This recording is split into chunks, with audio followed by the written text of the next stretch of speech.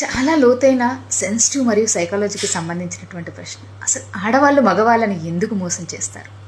ఈ ప్రశ్నకు సరైనటువంటి సమాధానం కోసం మన ఇన్సెక్యూరిటీస్, నిర్లిప్తతలు, లోపించినటువంటి ఎమోషనల్ కనెక్షన్స్, బంధంలో ఉన్నటువంటి లోపాలను అంతర్లీనంగా అర్థం చేసుకోవాలి. ఇక్కడ ఫస్ట్ ఆఫ్ ఆల్, మోసం అంటే శరీరంతో మాత్రమే కాదు, మనసుతో కూడా మొట్టమొదటిసారిగా మారిపోవడం జరుగుతుంటుంది.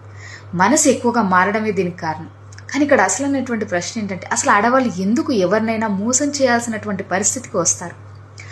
ఒక బంధం అనేది మొదట్లో ప్రేమతోటి నిండిపోయి ఉంటుంది. ఆమె కళ్ళల్లో అతను ఎప్పుడు హీరోలాగా అనిపిస్తూ ఉంటాడు. కానీ కాలక్రమంలో ఆమెకు అవసరమైంది ఏందో చెప్పినా అతను వినడు, అతను మర్చిపోతాడు. ఆమె మాట్లాడేటువంటి మాటలు వినబడవు, ఆమె కోరికలు నిరాకరించబడతాయి, ఆమె మనసు ఒంటరితనంతో నిండిపోతుంది. ఆమె మోసం చేస్తుందంటే అది ఎప్పుడు కూడా స్పాట్లైట్లో కనిపించేటువంటి చర్య కాదు.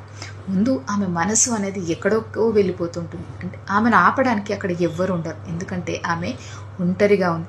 సంబంధంలో ఉన్నా కూడా ఒంటరిగానే ఉంది. దీని సైకలాజికల్ రీజన్స్ ఒక్కసారి చూద్దాము. అసలు ఫస్ట్ ఆఫ్ ఆల్ ఆడవాళ్ళు ఎందుకు మోసం చేస్తారని తింటే, మొట్టమొదటిది emotional neglect.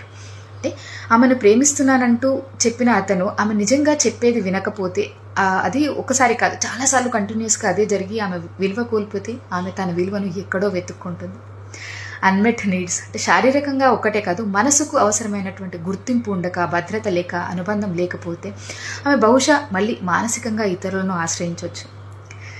Revenge and resentment అంటే పగ, ప్రతీకారం. కొన్నిసార్లు అతను గతంలో చేసినటువంటి మోసానికి ప్రతీకారం అనిపించవచ్చు. ఇది తప్పైనా ఆమెలో జరిగిన బాధ ద్వారా ఒక రివెంజ్ తీసుకోవాలి, ఎలాగైనా మోసం చేయాలి అనేటువంటి ఆలోచనకు వస్తూ ఉంటారు. Number 4, identity crisis. అంటే కొందరు ఆడవాళ్ళు తాము నిజంగా ఎవరనేది తెలియకపోతే వాళ్ళ విలువ ఏంటి అనేది కన్ఫ్యూజన్లో ఆ సంబంధాల్లో కూడా, అంటే వాళ్ళు ఇంట్లో ఉన్న వాళ్ళు అస్పష్టంగా ఉండడంతో అప్పుడప్పుడు అది మోసం అనే రూపంలో బయటపడుతుంటుంది. ఇక్కడ మనమందరం అర్థం చేసుకోవాల్సింది ఏంటంటే, ఆమె మోసం చేసింది అంటే అది ఆమెలో తప్పు ఉండొచ్చు, లేదా ఆమెకు అవసరమైనటువంటి ప్రేమను పంచిపెట్టలేని బంధంలో వచ్చినటువంటి ఆమె మనసుకు లేదంటే ఆత్మకు గాయం కావచ్చు.